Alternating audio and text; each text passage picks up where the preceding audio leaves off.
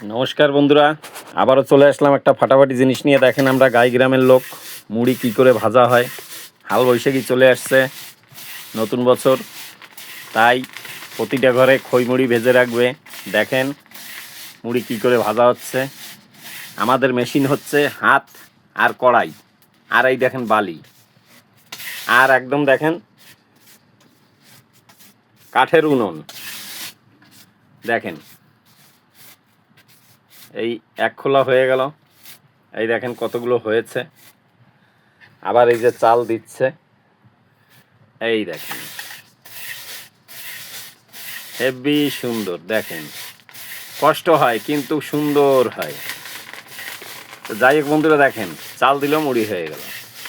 অনেকেই জানে না শহর অঞ্চলের লোকেরা, তাই ভিডিওটা করছি।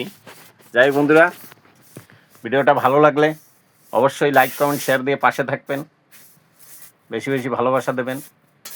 অসম্ভব রোদ্দুর, খুব গরম পড়েছে, তার ভিতরেও এই কাজ করা হচ্ছে।